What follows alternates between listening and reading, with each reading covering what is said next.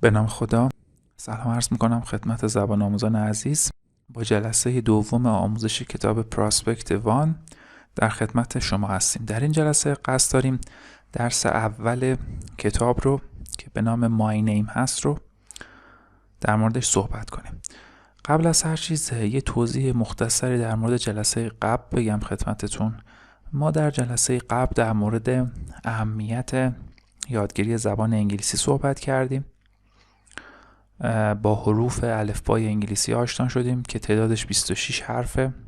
هر حرف یک شکل کپیتال و اسمال داره. همچنین با اعداد 1 تا 10 آشنا شدیم و رنگ ها، اشیاء کلاس رو با همدیگه مرور کردیم. در این درس قصد داریم با نحوه معرفی کردن خودمون، با نحوه احوال پرسی کردن آشنا بشیم. خب به این تصویر دقت کنید. سوال اول، این مکالمه در کجا اتفاق میفته؟ خب طبیعیه که وقتی این تصویر رو میبینید یک کلاس درسه که معلم و دانش آموزان در حال صحبت کردن با هم دیگه هستن. سوال دوم، فکر میکنید این افراد چه نسبتی با یکدیگر دارن؟ طبیعتا معلم و دانش آموز هستن یا افرادی که به عنوان دانش آموز هستن دوستای هم دیگه هستن. آنها درباره چه چیزی صحبت میکنن؟ میتونن با هم دیگه حال و احوال پرسی کنن، میتونن در مورد مسائل درسی صحبت کنن.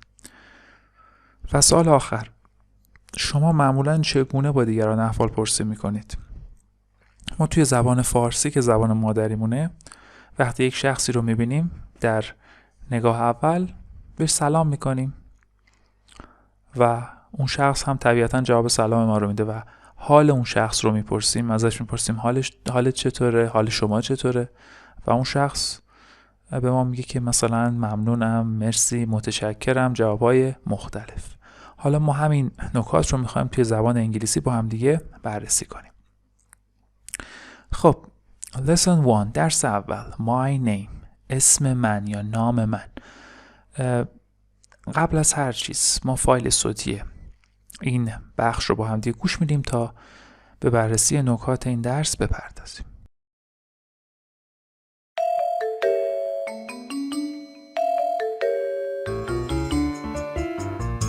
Lesson 1. My name. Conversation.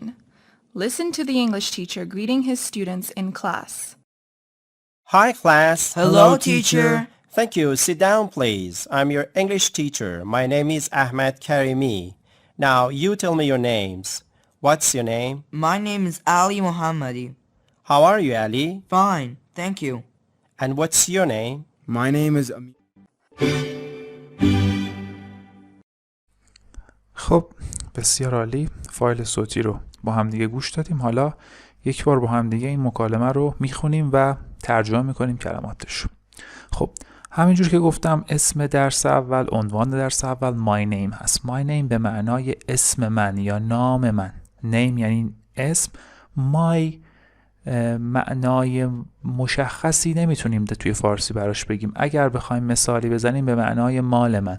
مثلا من بخوام بگم خودکار من، میگم my pen. میخوام بگم دفتر من my notebook. میخوام بگم کتاب من my book.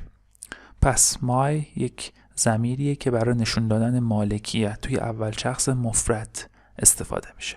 Conversation، مکالمه. Listen to the English teacher greeting his student in class. به معلم انگلیسیتون گوش کنید که با دانش آموزانش در کلاس احوال پرسی میکنه. Greeting به معنای احوال پرسی. مکالمه بین معلم و دانش آموزان هست، بین teacher و students. Hi class. Hello teacher. Thank you. Sit down please. I'm your English teacher. My name is Ahmed Karimi. Now you tell me your names. What's your name? My name is Ali Mohammadi. How are you, Ali? Fine, thank you. And what's your name? My name is... خب در ابتدای مکالمه معلم طبیعتا وارد کلاس میشه و بچه ها سلام میکنه. میگه های کلاس. های کلاس. های یک نوع سلام کردن عامیانه است. در مقابلش هلو قرار داره. هر وقت بخواید شما به صورت رسمی جایی سلام کنید میگید که هلو. که ما رسمی رو میگیم فرمال. هر وقت بخواید به صورت عامیانه یا دوستانه جایی سلام کنید میگید های. پس معلم میگه های کلاس، یعنی سلام کلاس، سلام بچه‌ها. مخاطبش یک گروهی از بچه‌ها هست. دانش آموزان میگن hello teacher، سلام معلم، سلام های معلم. پس دانش آموزان از ادبیات رسمی و مؤدبانه استفاده میکنن، ولی معلم چون طبیعتا از دانش آموزان بزرگتره و میتونه با اونها دوستانه تر صحبت کنه، از های استفاده کرده. Thank you, sit down please، یعنی ممنونم، سپاسگزارم، لطفاً بفرمایید بشینید. Thank you یعنی متشکرم. Sit down یعنی بفرمایید بشینید، یعنی بشینید. Sit down یک فعل امریه، یک imperative verb، دستوریه. Sit down بفرمایید بشینید. اون پلیزه به معنای لطفاًه که داره احترام رو توی این جمله نشون میده، یعنی داره ازشون خواهش میکنه که با احترام بشینن سر جای خودشون. چرا؟ چون وقتی معلم وارد کلاس شده جلوی معلم ایستادن و بلند شدن. I'm your English teacher، من معلم انگلیسی شما هستم. I'm your English teacher. I مخفف I am، من معلم انگلیسی شما هستم. My name is احمد کریمی. My name is احمد کریمی. اسم من هست احمد کریمی. اسم من هست احمد کریمی. Now you tell me your names. حالا شما اسماتون رو به من بگید. حالا شما اسماتون رو به من بگید. Now یعنی الان. حالا You tell me your names. Tell به معنای گفتن. What's your name? What's your name? اسم شما چیه؟ What's your name? اسم شما چیه؟ معلم داره به یک دانش آموز اشاره میکنه، اونو خطاب قرار میده که اسمش رو بگه. و اون دانش آموز که اینجا توی مکالمه گفته student 1، یعنی دانش آموز شماره 1، میگه my name is علی محمدی. My name is علی محمدی. اسم من علی محمدیه. معلم میگه how are you علی؟ How are you علی؟ حالت چطور علی؟ و دانش آموز جواب میده fine, thank you. Fine, thank you یعنی خوبم، ممنون، خوبم، سپاسگزارم. معلم از یک دانش آموز دیگه میپرسه and what's your name؟ و اسم تو چیه؟ and what's your name؟ و اسم تو چیه؟ اسم شما چیه؟ و دانش آموز دوم میگه my name is، اسم من هست مثلا رضا احمدی یا مریم کاظمی، هر اسمی که وجود داره.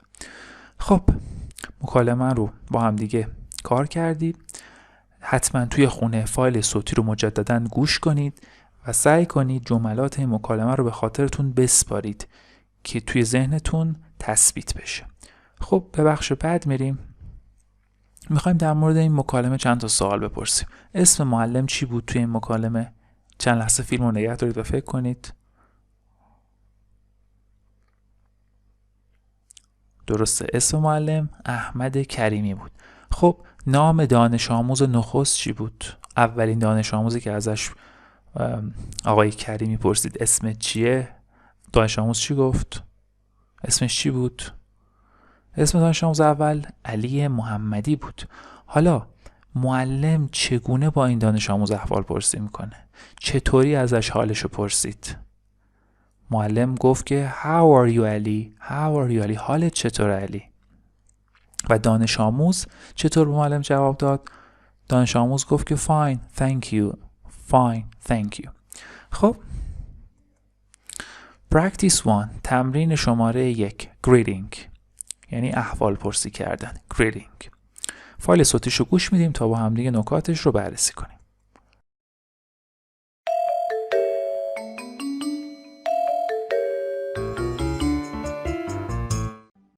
Practice 1. Greeting. Listen to the examples. Then, ask and answer with a classmate or your teacher. Hi, Ali. Hi, Reza. Hello, Maryam. Hello, Kimia. How are you? Fine, thanks. Thank you. How are you today? Great, thanks. Good morning. Good morning, Mrs. Azadi.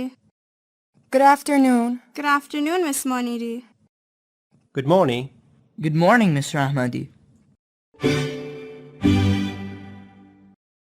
بسیار خوب.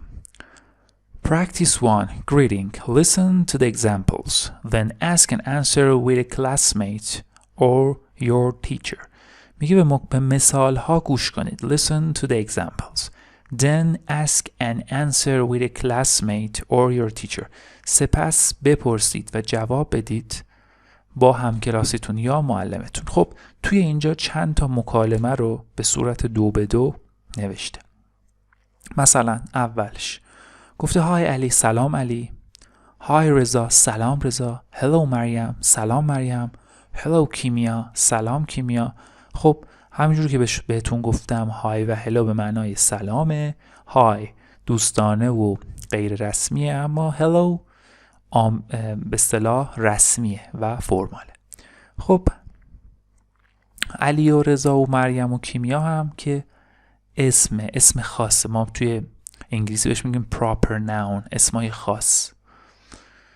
خب حالا میخوایم ببینیم چطور میتونیم حال یک نفر رو بپرسیم. وقتی میخواید از یکی بپرسید حال شما چطوره یا حالت چطوره، بهش میگید که how are you، حالت چطوره، how are you، و اون شخص به شما میتونه چه جوابهایی بده. میتونه بگه که fine thanks، یعنی خوبم ممنون، یا fine thank you، خوبم ممنونم سپاسگزارم. حالا یه مدل دیگه هم تو این کتاب گفته، مثلا how are you today، یعنی امروز حالت چطوره. today به معنای امروزه. great thanks یعنی عالیم ممنونم. خب توی قسمت بعد با واژه‌هایی مثل good morning، good afternoon آشنا میشیم. good morning به معنای صبح بخیر، morning یعنی صبح، good morning یعنی صبح بخیر.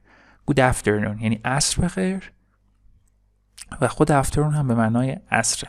خیلی وقتا ما توی مکالماتمون وقتی به یک شخصی میرسیم به جای سلام مثلا میگیم صبح بخیر یا ظهر بخیر. پس یک نمونه از احوال پرسی کردن اینه که به اشخاص بگیم صبح بخیر، عصر بخیر، شب بخیر، و اون شخص هم در جوابش میتونه همینطور به ما پاسخ بده. مثلا من میگم good morning، اون شخص چی به ما میگه؟ میگه good morning Mrs. آذری، مثلا روز بخیر خانم آذری.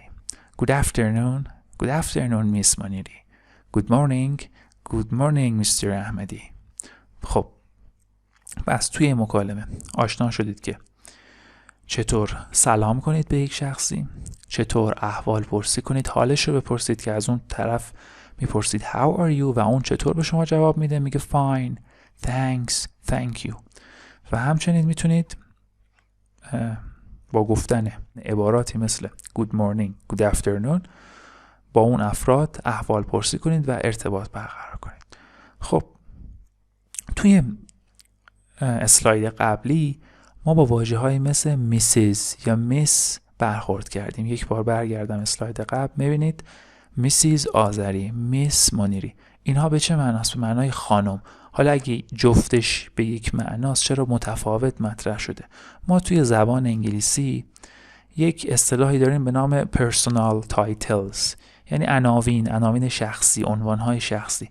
ما وقتی می‌خوایم مثلا بگیم خانم آذری، فرق میذاریم بین خانومی که متأهل باشه یا مجرد باشه. وقتی مثلا میخوایم بگیم خانم آذری و ما میدونیم که خانم آذری متأهله، از واژه مسز قبل از اسمش استفاده میکنیم. پس چی شد؟ من میخوام بگم خانم آذری و میدونم خانم آذری متأهله، پس میگم مسز آذری. اما وقتی میخوام بگم مثلا خانم آذری و مطمئنم که خانم آذری مجرده، از واژه مس استفاده میکنیم.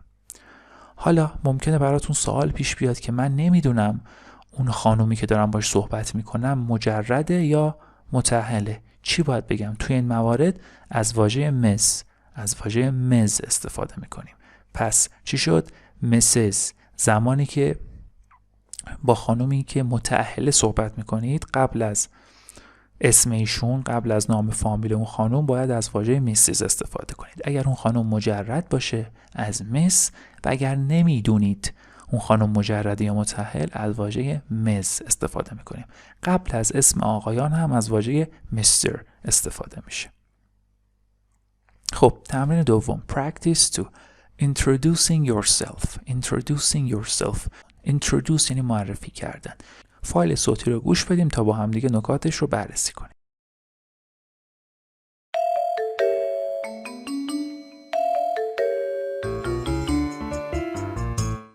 Practice 2. Introducing yourself. Listen to the examples. Then ask and answer with a classmate. What's your name? My name's Ali. I'm Ali. What's your first name? My first name is Mina. What's your last name? My last name is Karimi. Okay. Listen to the examples. به مثال ها گوش کنید. Then ask and answer with a classmate. با همکلاسیتون بپرسید و جواب بدید این سوالات رو. خب من میخوام از یه نفر اسمش رو بپرسم. چی میگم؟ میگم what's your name؟ یعنی اسم شما چیه؟ What's مخفف what is هست.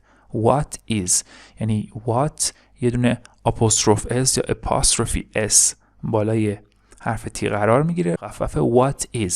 What's your name or what is your name؟ اسم شما چیه؟ My name's Ali. اسم من علیه. یا my name is Ali. میتونیم این رو به شکل دیگری هم بیان کنیم. بگیم I'm Ali یعنی من علی هستم یا I am Ali. پس چی شد؟ یک بار دیگه میگم. وقتی میخوایم از یک نفر اسمش رو سوال کنیم ازش میپرسیم What's your name؟ اسم شما چیه؟ یا اینکه What is your name؟ اسم شما چیه؟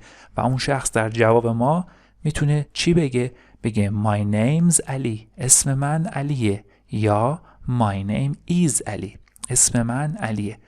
شکل دیگرش چیه؟ I'm Ali. من علی هستم. یا I am Ali. خب حالا بعضی مواقع پیش میاد که میخوایم اسم کوچیک شخص رو بپرسیم یا فامیلش رو بپرسیم.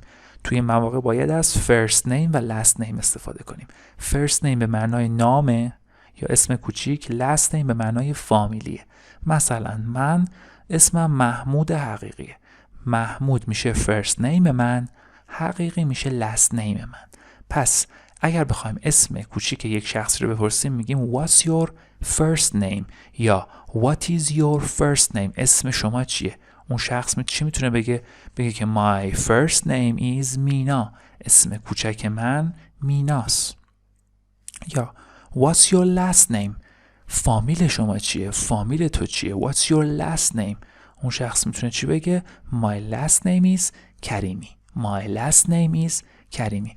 پس نکات این تمرین چی بود؟ پرسیدن اسم یک شخص با چه جمله‌ای؟ What's your name؟ اون شخص چطور میتونه جواب بده؟ بگه My name's Ali. My name is Ali.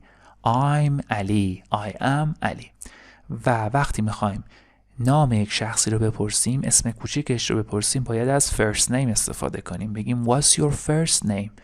یا What is your first name؟ اون شخص چی میگه؟ My first name is مینا. اسم کوچیک من میناست. فامیل رو چطور سوال میپرسیم؟ What's your last name؟ فامیل شما چیه؟ My last name is کریمی. My last name is کریمی. خب ما میخوایم توی این درس در مورد حروف A, K و M صحبت کنیم. A, K و M. به این تصویر دقت کنید. مثل تصویر قبل معلم و دانش آموزان سر کلاس هستن.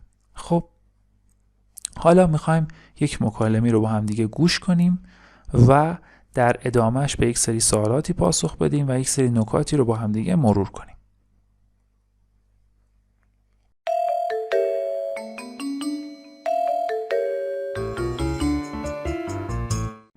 Sounds and letters. Listen to the teacher greeting her students in class. Hi class, I'm Moradi, your English teacher. Hello, Mrs. Moradi. Now you say your names one by one. You please. What's your name? I'm Kimia Komijani.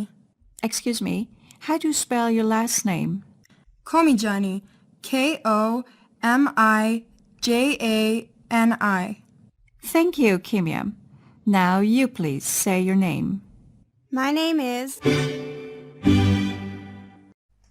بسیار خوب. Sounds and letters. صداها و حروف. همینجور که گفتم ما میخوایم با حروف A, K و M در این مکالمه بیشتر آشنا بشیم. هم با خود حرف هم با صدای حرف. Listen to the teacher greeting her students in class. به معلم گوش کنید که با دانش آموزانش احوال پرسی میکنه. مکالمه بین تیچر معلم و کلاس و کلاس. توی بخش‌های از مکالمه شخصی به نام کیمیا هم وارد این مکالمه میشه. خب معلم شروع کننده مکالمه است. Hi class, I'm Moradi, your English teacher. Hello, Mrs. Moradi. Now you say your names one by one. You please, what's your name? I'm Kimia Komijani. Excuse me, how do you spell your last name? Komijani, Komijani. Thank you, Kimia. Now you please say your name. Now you please say your name. My name is. خب با هم دیگه بررسی کنیم. معلم میگه Hi class یعنی سلام کلاس. I'm Moradi. I am Moradi. من مرادی هستم. Your English teacher. معلم انگلیسی شما. بچه ها چی جواب میدن؟ Hello Mrs. Moradi. سلام خانم مرادی. Hello Mrs. Moradi. سلام خانم مرادی. اینجا از واژه میسیز استفاده شده. به چه معنا بود؟ به معنای اینکه این خانم که خانم مرادی باشه متأهله. خب معلم میگه Now you say your names one by one. Now یعنی الان، حالا، اکنون. میگه حالا you say شما بگید your names اسماتون رو. شما الان اسماتون رو بگید one by one یکی یکی. دونه دونه اسماتون رو بگید. You please یعنی شما لطفاً. What's your name؟ اسم شما چیه؟ I'm Kimia Komijani. I'm Kimia Komijani. توی اسلاید قبل گفتم وقتی میخوایم اسم یکی رو بپرسیم میگیم What's your name؟ و وقتی اون شخص بخواد ما جواب بده میگه چی؟ I'm Kimia Komijani. کیمیا اسم کوچیکشه یا فرست نیمشه، کومیجانی فامیلشه. معلم میگه Excuse me یعنی ببخشید How do you spell your last name؟ شما فامیلتون رو چطور اسپل میکنید؟ چرا این سوال رو میپرسه؟ چون متوجه فامیل کیمیا نشده، چون فامیل سختی داره. ازش میپرسه که میتونی فامیلت رو اسپل کنی؟ اسپل به چه معنا بود؟ یعنی حرف کردن، یعنی بخش کردن یک کلمه. خب Excuse me, how do you spell your last name؟ کیمیا چی میگه؟ میگه کومیجانی. Komijani.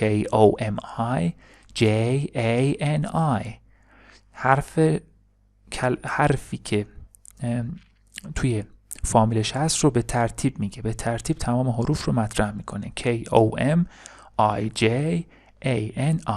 Thank you ممنونم. Thank you کیمیا ممنونم کیمیا. Now یعنی حالا، الان. You please say your name شما لطفاً اسمتو بگو. داره به یک دانش آموز دیگه ای اشاره میکنه و اون دانش آموز میگه My name is اسم من هست و اسمش رو بیان میکنه. خب دوباره در مورد این مکالمه سوالاتی داریم. سوال اول اسم معلم چی بود؟ خانم مرادی. بسیار عالی. نام اولین دانش آموز چی بود؟ خب این خیلی آسونه چون زیاد تکرارش کردیم. کیمیا کومیجانی. معلم چگونه از او میخواد که نام خانوادگیش رو تکرار کنه؟ معلم وقتی ازش پرسید اسم کیمیا رو و متوجه نشد گفت که چی؟ گفت Excuse me, how do you spell your last name please؟ چطور فامیلتو تکرار میکنی؟ و کیمیا فامیلش رو گفت و اونو اسپلش کرد. یک بار برمیگردیم عقب. دقت کنید. معلم پرسید How do you spell your last name؟ تو فامیلتو چطوری اسپل میکنی؟ و کیمیا حرف به حرف فامیلش رو اسپل کرد. خب یه نکته هم اینجا من به شما بگم. این سوالی که معلم پرسیده How do you spell؟ یا سوالی که در پایان مکالمه گفته Can you spell your name؟ یعنی آیا شما میتونید اسمتون رو اسپل کنید؟ مثلا من فرض کنید اسمم علیه، بخوام اسپلش کنم میگم A-L-I. یا اسم من رضاست R-E-Z-A یا R-E-Z-A. اسم من مریمه M-A-R-Y-A-M. پس این روش اسپل کردن. حالا وقتی یکی از شما میپرسه Can you spell your name؟ آیا میتونید اسمتون رو اسپل کنید؟ جوابش Yes I can یا No I can't انجام میدید. اما وقتی یکی از شما میپرسه How do you spell مثلا your first name or last name؟ How do you spell your first name؟ مثل کیمیا باید جواب بدید. مثلا یکی از ما میپرسه How do you spell your first name؟ اسم من علیه، میگم A-L-I. اینطور میتونیم به سوال این افراد جواب بدیم. خب میخوایم با حرف اول توی این درس که حرف A بود آشنا بشیم. به کتابتون نگاه کنید، به مکالمه نگاه کنید و ببینید حرف A توی کلمه کیمیا و توی کلمه کمیجانی چند بار تکرار شده. توی مکالمه‌ای که بود برگردید و دقت کنید حرف A کدومشه و چند بار تکرار شده. خب ما الان کیمیا کمیجانی رو اسپلش میکنیم KIMIA KOMIJANI. پس 2 مرتبه حرف A تکرار شده. همینطور که قبلا گفتیم حرف A و هر حرف دیگه توی زبان انگلیسی به 2 شکل کپیتال و اسمال نوشته میشه. خب کی از کپیتال استفاده میکنیم، کی از حرف بزرگ استفاده میکنیم؟ ما در شروع جملات از حرف بزرگ استفاده میکنیم، یا اینکه در شروع کلماتی که اون کلمات اسامی خاص هستن یا پراپر ناون هستن. مثلا علی یک اسم خاصه، یا مثلا علوی، فامیل احمدی، اینا اسمای خاصن. وقتی میخوایم اینها رو بنویسیم حرف اولش رو با حرف بزرگ یا کپیتال بنویسیم. خب حالا باز توی کتابتون دقت کنید و ببینید میتونید تشخیص بدید حرف A حالا چه به صورت کپیتال چه اسمال توی کدوم کلمات کاربرد داره و تکرار شده. چند تا مثال برای خودتون بزنید. مثلا الان من میخوام چند تا مثال با حرف A بزنم. مثلا اپل، مثال دیگه کت، مثال دیگه بگ. این چند تا مثال ساده برای حرف A. خب ما حرف A رو وقتی می نویسیم در حالت کلی 2 تا تلفظ مختلف میتونیم برای حرف A به کار ببریم. مثلا میگم توی اینجا توی این بخش از کتاب شما چند تا مثال میتونم براتون مطرح کنم که بعضی از مواقع حرف A صدای ا میده و بعضی از مواقع صدای آ میده. به عنوان مثال ات صدای ا میده، arm صدای آ میده، احمد حرف A صدای ا میده، مینا صدای آ میده، آرام 2 تا حرف A داره، هر 2 صدای آ میده.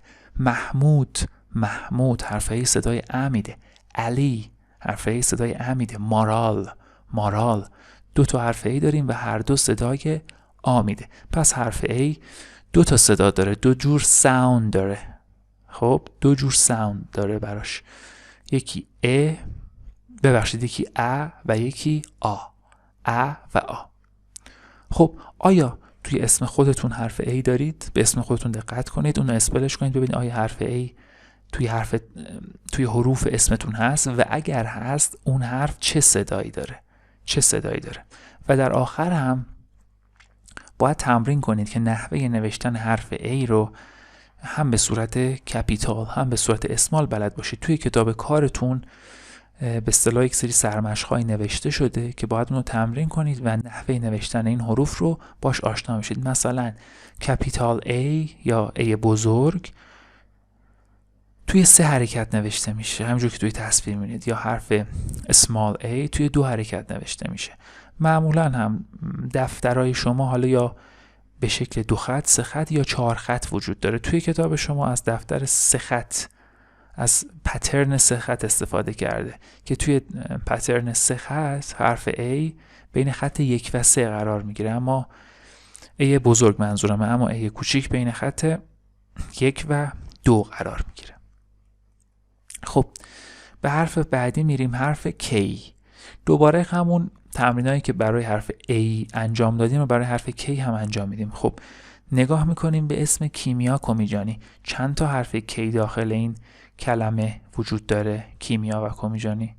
بسیار عالی. 2 تا حرف K هست اول هر کدوم از این کلمات. اول کیمیا K داریم، اول کمیجانی هم K داریم. خب حرف K چه صدایی داره؟ حرف K صدای که.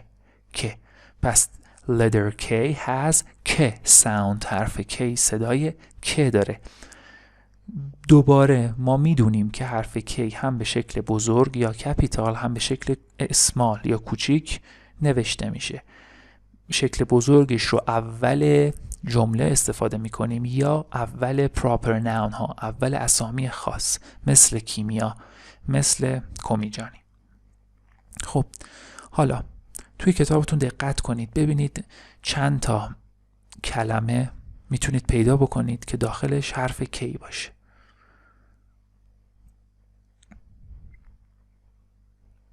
آیا چیزی پیدا کردید؟ مثلا بوک یا نوت بوک، داخل این کلمات ما حرف کی داریم. حالا خارج از کتابتون هم بخوایم مثال بزنیم، مثلا کایت حرف کی داره. خب آیا اسم شما داخلش حرف کی هست؟ مثلا چه اسامی داریم که داخلش حرف کی باشه؟ مثلا کامران، مثلا بابک.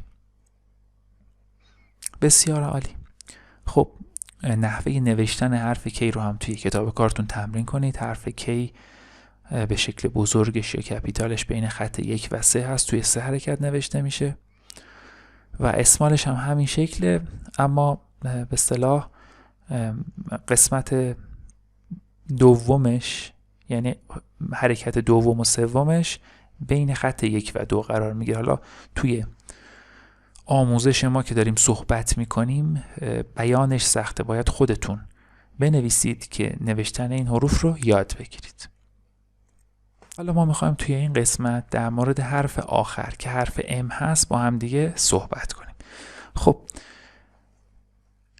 توی کلمه کیمیا کومیجانی ما چند تا حرف ام داریم؟ توی کیمیا یه حرف ام داریم و توی کومیجانی هم یک حرف ام دیگه. همینطور که میدونید حرف ام به دو شکل کپیتال و اسمال نوشته میشه. کپیتالش ابتدای کلمات به اصطلاح معروف و مشخص مثل اسامی یا فامیل ها استفاده میشه، مثل محمود، محمد، محمودی یا هر اسم دیگه ای. و صدایی که حرف ام داره صدای م. پس حرف ام میگیم letter ام، اما صدا یا ساوندش م. حالا توی کتابتون دقت کنید ببینید آیا میتونید کلمه ای رو پیدا کنید که داخلش حرف ام باشه؟ به عنوان مثال مثلا من از کلمه ماوس استفاده میکنم به معنای موش، یا از اسامی که خودتون دارید مثل محمد، مثل مریم، مثل منصور. اینها کلماتیه که داخلش حرف ام وجود داره. خب آیا توی اسم خودتون هم حرف ام هست؟ اگر هست اسمتون رو اسپل کنید و حرف ام رو داخلش پیدا بکنید و در نهایت هم باید نحوه نوشتن حرف ام رو بلد باشید، چه به شکل کپیتال و چه به شکل اسمال. شما باید تا اینجای درس بتونید اسم خودتون رو اسپل کنید. مثلا من میخوام اسم خودم رو اسپل کنم MAHMOOD و باید بتونید از کسی بخواید که اسمش یا فامیلش رو اسپل کنه. من میخوام از شما این درخواست رو بکنم، این سوال رو توی انگلیسی بپرسم که مثلا چطور تو اسمت رو اسپل میکنی؟ چی میگم؟ میگم How do you spell your first name? How do you spell your first name? این سوال رو چه با خودتون چه با دوستانتون تمرین کنید که بتونید این به اصطلاح پرسش رو ازشون داشته باشید و اونها به شما جواب بدن و اسم یا فامیلشون رو برای شما اسپل کنن. چند تا مثال هم برای حروف A, K و M که توی این درس یاد گرفتیم میخوام بزنم از اسامی افراد. مثلا کامران، کریم، کامیار، کمال، اکرم، مالک، کرم، کاوه و اسامی دیگه‌ای که میتونیم در موردش صحبت کنیم و مثال بزنیم. خب تمرین بعدی listening and reading. Listen to the conversation and check the correct items. به مکالمه گوش کنید و اون پاسخ صحیح رو تیک بزنید. دو تا مکالمه اینجا وجود داره، conversation 1 و conversation 2. 2 تا فایل صوتی وجود داره. من فایل‌های صوتی رو پخش میکنم. توی فایل‌های صوتی داره در مورد نام و نام خانوادگی اشخاصی صحبت میکنه. باید شما تشخیص بدید داره در مورد چی صحبت میکنه و جواب درست رو انتخاب کنید. خب حالا من مکالمه اول رو پلی میکنم، بعدش جوابای صحیحش رو با هم دیگه بررسی میکنیم.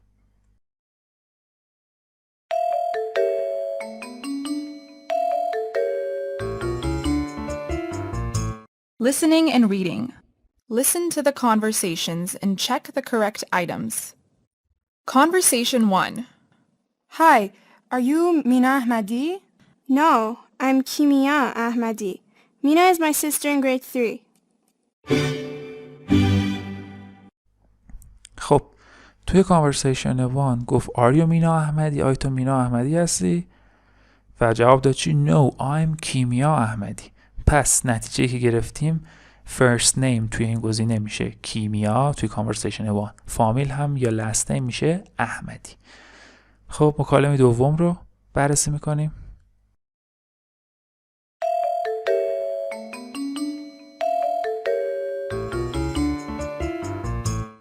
Conversation 2.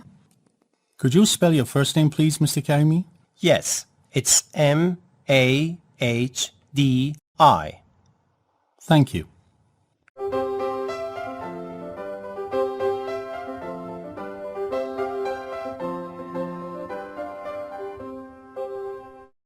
خب در conversation 2 یا مکالمه دوم سوال کرد، گفت که could you please spell your first name Mr. کریمی؟ ممکنه شما اسم کوچیکتون رو اسپل کنید آقای کریمی؟ اولین نکته‌ای که توی این جمله میفهمیم اینه که فامیل طرف کریمیه. حالا تا اینجا ما last name رو پیدا کردیم که کریمیه و اون شخص چی میگه؟ میگه M-A-H-D-I. یعنی چی؟ یعنی مهدی و فامیلش رو اسم کوچیکش رو اسپل میکنه. تمرین بعدی Speaking and writing. Group work. کار گروهی. Talk to 3 classmates. با 3 تا از همکلاسیاتون صحبت کنید and fill out the table below. و جدول زیر رو کامل کنید. از شما چی خواسته توی این تمرین؟ اینکه با 3 تا از همکلاسیاتون حرف بزنید، ازشون اسمشون رو، فامیلشون رو بپرسید و اگر متوجه نشدید که اسم اون یا فامیل اون چیه، ازش بخواید که اون رو برای شما اسپل کنه. من یک مثال میزنم برای مثلا ستون اول. میگم که What's your first name؟ جواب میدم My first name is محمود. What's your last name؟ My last name is حقیقی. حالا ممکنه طرف متوجه نشه، بگه How do you spell your last name؟ من میگم حقیقی H-A-G-H-I-G-H-I براش اسپل میکنم. و قسمت دوم و سوم رو هم خودتون به سلیقه خودتون با دوستانتون صحبت کنید و پاسخ بدید و در کتابتون بنویسید. و تمرین آخر کتاب Your Conversation. مکالمه شما. تمام آموخته هایی که توی این درس یاد گرفتید رو باید بتونید در یک مکالمه واقعی در یک فضای کلاسی استفاده بکنید. Per work do the conversation. مکالمه رو انجام بدید. الان این مکالمه بین دانش آموز A, student A and student B وجود داره. دانش آموز اول میگه Hi, how are you? Hi, how are you? الان یکی از شما میپرسه Hi, how are you? شما چی جوابش میدید؟ به عنوان مثال میگید Fine, thank you. Fine, thank you. بسیار عالی. دوباره شما میگید که my name is، اسم من هست. مثلا من میگم my name is محمود حقیقی. What's your name؟ What's your name؟ اسم شما چیه؟ و اون دانش آموز میگه که مثلا my name is رضا عباسی.